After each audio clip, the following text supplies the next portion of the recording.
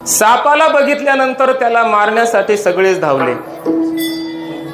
देव असो, देवी, मनुष्य असो, कोणी असो, चांगली माणसं. महाराज वारकरी असला म्हणजे काय, घरात साप निघाल्यास त्याला तसं सोडतो का? कोणी असो, गळ्यात माळ आहे म्हणजे त्याला वाटतं का ह्याला कशाला मारायचं आहे? त्यालाही वाटतं सापाला मारून टाकावं, जिवंत सोडावं तर पुन्हा येईल, न जाणू चावल काय करेल. पण प्रत्येकच जण सापाला महाराज मारतात वेगवेगळ्या पद्धतीनं. आता मी सांगायची गरज नाही, मारण्याचा प्रयत्न करतात, कोणी सोडित नाही त्याला. सगळे सापाचा द्वेष करतात, सगळे.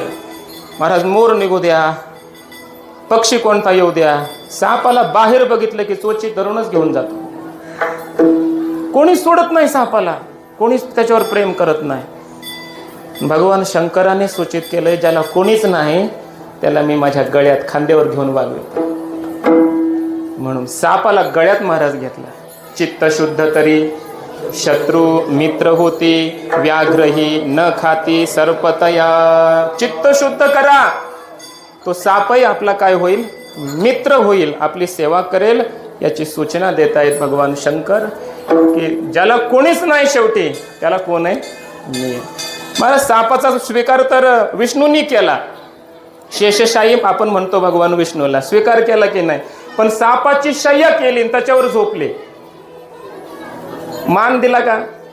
मान नाही तेवढा. स्वीकार केला पण मान नाही ना. शय्या केली त्याच्यावर झोपले ना वरी, कोण? विष्णू. आणि शंकर महाराज सापाचा स्वीकार केवळ नाही, त्याला सन्मान आहे, आपल्या खांद्यावरून गळ्यात वागवतात.